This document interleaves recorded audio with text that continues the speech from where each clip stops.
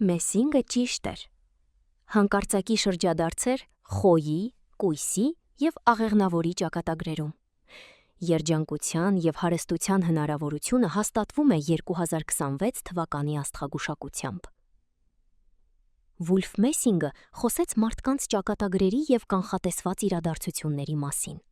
Եվ ամենահետաքրքիրը, որը մինչ օրս պահպանվել է, նրա կանխատեսումներն են որոշակի տարիների մասին, երբ մարդու ճակատագիրը կարող է կտրուկ փոխվել։ Աղքատությունից և դժվարություններից հանկարծակի, մինչև երջանիկ և բարգավաճ կյանք։ Եվ 2026 թվականը հենց այն տարիներից մեկն է, երբ 3 կենդանակերպի նշաններ կստանան նման հնարավորություններ։ Սրանք պարզապես վերացական բառեր չեն։ Այս տարվա աստղագուշակական իրադարձությունները իսկապես առաջացնում են փոփոխությունների շղթա։ Նախ սովորական մտածողությունը խզվում է, ապա որոշումները փոխվում են և ապա կյանքը ամբողջությամբ վերակառուցվում է։ Ուշադրության կենտրոնում են խոյը, կույսը և աղեղնավորը։ Նրանցից յուրաքանչյուրը ապրում է իր սեփական փոխակերպման սցենարը, որոշակի մոլորակային ամսաթվերի միջոցով։ Եվ այսպես, անհիմն պնդումներ անելուց խուսափելու համար սկսենք մեր, այսպես ասած, գուշակի մարգարեության ուսումնասիրությունը։ Դիտեք մինչև վերջ և հիշեք մի պարզ բան. այս նշանների ներկայացուցիչները հորոսկոպից վերացական մարդիկ չեն։ Նրանք կարող են լինել ձեր ընտանիքը, ընկերները, ծանոթները, նրանք, ովքեր թանկ են ձեզ համար, կամ պարզապես մեկը, ում սիրում և որի մասին հոգ եք տանում։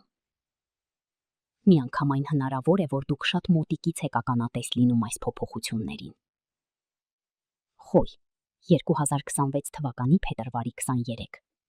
Մարսը մտնում է ջրհոս։ Ջրհոսի հատկանիշների օգտակար ազդեցությունը։ Սա այն պահերից մեկն է, որի մասին Մեսինգը պարզապես ասել է. մարդը դրվում է իր առջև։ Ժամանակն է ընդունել ձեզ այնպիսին, ինչպիսին կաք։ Սա ամենակարևորն է։ Խոյի համար սա առաջին և 11-րդ տների, անհատականության և ապագայի առանցքի ներառումն է։ Մարսը, ձեր կառավարիչը, լքում է իր սովորական կրակոտ տրամաբանությունը և մտնում սառը, խելացի և արտասովոր ջրհոս։ Եվ այստեղ սկսվում է զվարճանքը։ Խոյը բնույթով մարտիկ է, արագ, ուղիղ, երբեմն չափազանց շատ։ Նրա ուժը կայանում է ազդակի մեջ, նրա թուլությունը կայանում է նույն ազդակի մեջ։ Դուք հաճախ նախ գործում եք, ապա մտածում։ Եվ 2026 թվականի փետրվարի 23-ին մեկ այլ սցենար է ծավալվում։ Նախ գիտակցում, ապա գործողություն։ Մարսը ջրհոսի մեջ ստիպում է խոյերին բարձրացնել գլուխները և նայել սեփական քթից այն կողմ։ Սկսվում է ռազմավարական մտածողությունը։ Արթնանում է հետաքրքրությունը տեխնոլոգիաների, նոր աշխատանքային ձևաչափերի և կոլեկտիվ նախագծերի նկատմամբ։ Այլևս խոսքը եսի մասին չէ, այլ ուր ենք գնում։ Հոգեբանորեն շրջադարձային պահ է տեղի ունենում։ Շատ խոյերի համար նրանց հին ինքնությունը քանդվում է։ Ոմանք հանկարծ հասկանում են, որ ատում են իրենց աշխատանքը։ Ոմանք հասկանում են, որ սխալ կյանքով են ապրում։ Ոմանք սկսում են մտածել. որքան կարող եմ հանդուրժել սա։ Եվ հետո պատրաստվում են։ Ետդարձի ճանապարհ չկա։ Ջրհոսի հատկանիշները կտրուկ, գրեթե երբեմն շատ ցավոտ կերպով են ազդում խոյի բնավորության վրա։ Առաջանում է ազատության կարիք։ Սրվում է անարդարության զգացումը։ Արթնանում է սոցիալական քաջությունը։ Առաջանում է անձնական հաջողությունից ավելի մեծ բան կառուցելու ցանկություն։ Հիմա տների և կյանքի մասին։ Աշխատանք և կոչում։ Առաջին և 10-րդ տները։ Սա հաճախ դրսևորվում է որպես ուղղության հանկարծակի փոփոխություն։ Աշխատանքից հեռանալը, սեփական բիզնես սկսելը, առցանց գնալը, տեղեկատվական տեխնոլոգիաների ոլորտ, խորհրդատվություն ստանալը կամ ուրիշներին սովորեցնելը։ Խոյը դադարում է զինվոր լինելուց եւ դառնում է մտքի առաջնորդ։ Փողը սկսում է գալ ոչ թե ջանքերի, այլ ինտելեկտի համար։ Ֆինանսներ, երկրորդ տուն։ Քաոսային ծախսերը անհետանում են։ Ժամանակի եւ էներգիայի արժեքի ըմբռնումը ի հայտ է գալիս։ Շատ խոյեր սկսում են կառուցել եկամտի համակարգ, բայց ամենակարևորը դեռ առջևում է։ Տարվա առաջին կեսին, հատկապես 2026 թվականի մայիսի 11-ից հետո, երբ հովանավոր Մարսը վերադառնում է խոյ, ֆինանսական առաջընթացի հնարավորությունները կտրուկ աճում են։ Սա իրական փողի պատուհան է, այլ ոչ թե ֆանտազիայի։ Երկրորդ տունը ակտիվանում է, վաստակել անձնական նախաձեռնության, համարձակ որոշումների եւ անձնական նախագծերի միջոցով։ Նրանք, ովքեր պատրաստ են գործել, այլ ոչ թե սպասել, կարող են հասնել եկամտի նոր մակարդակի։ Այն անմիջապես կատարյալ չի լինի, բայց ուղղությունը ճիշտ է։ Սա հարստության հնարավորության ուղին է։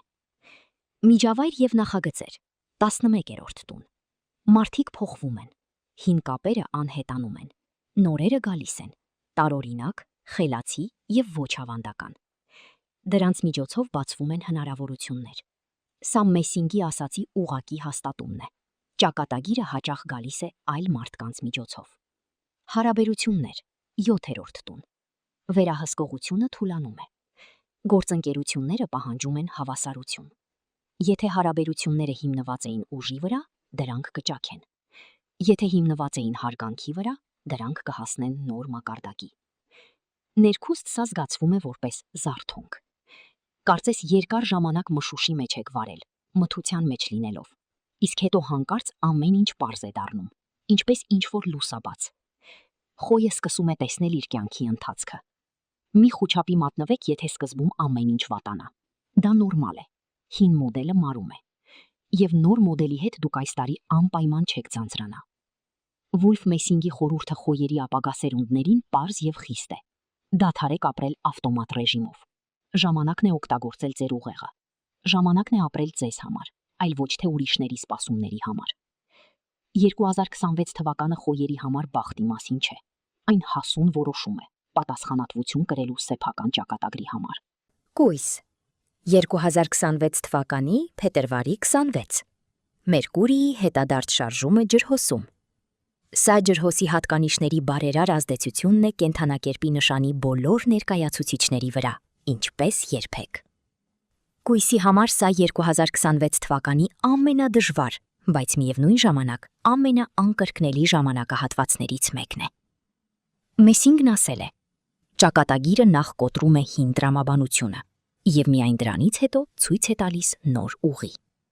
Ահա եւ հենց դա։ 6-րդ եւ 11-րդ տները ակտիվացված են աշխատանքի, առողջության, ծառայության եւ ապագայի առանցքը։ Եվ եթե դուք կույս եք, պատրաստվեք։ Սովորական օրինաչափությունները այլևս չեն գործում։ Մերկուրին ձեր կառավարիչն է։ Դա ձեր ուղեղն է, ձեր որոշումները, ձեր փողը։ Երբ այն ջրհոսում հետընթաց է գնում, սկսվում է ներքին աուդիտ։ Ոչ թե արտաքին իրարանցում, այլ ներքին։ Ինչպես եք մտածում, ինչին եք հավատում, ինչու եք ապրում այնպես, ինչպես ապրում եք։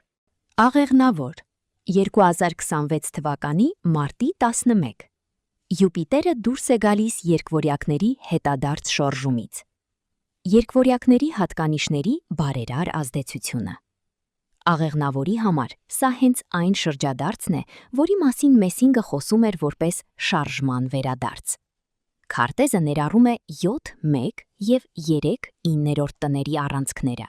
գործընկերություններ, անձնական նախաձեռնություն, կրթություն, կապեր, ճանապարհներ, իմաստ։ Կյանքը, ինչպես ասում են, սկսում է հոսել, այս անգամ ոչ թե ձեր գլխում։ Յուպիտերը ձեր կառավարիչն է, դա ձեր բախտն է, աճը, փողը եւ ինքնավստահությունը։ Երբ Յուպիտերը մարտի 11-ին հակադարձում է երկվորյակների համաստեղությանը, աղեղնավորի համար կարծես ձեռքի արգելակը թուլանում է։ Էներգիան վերադառնում է, գաղափարներ են ի հայտ գալիս, խոսելու, բանակցելու եւ աշխարհ դուրս գալու ցանկություն։ Վերջնական իմաստը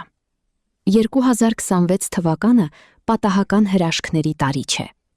Սա այն տարին է, երբ մտածողությունը փոխվում է, եւ դրա հետ մեկտեղ ճակատագիրը։ Միջնորդի, մարգարեի եւ հիպնոսացնողի խոսքերը պարզվեցին պարզապես ապշեցուցիչ ճշգրիտ։ Շնորհավորում ենք խոյերին, կույսին եւ աղեղնավորին։ Եվ ինչպես պարզվում է, ավելի շատ կանայք։ Բաժանորդագրվեք ալիքին, որպիսի բաց չթողնեք նոր հրապարակումները։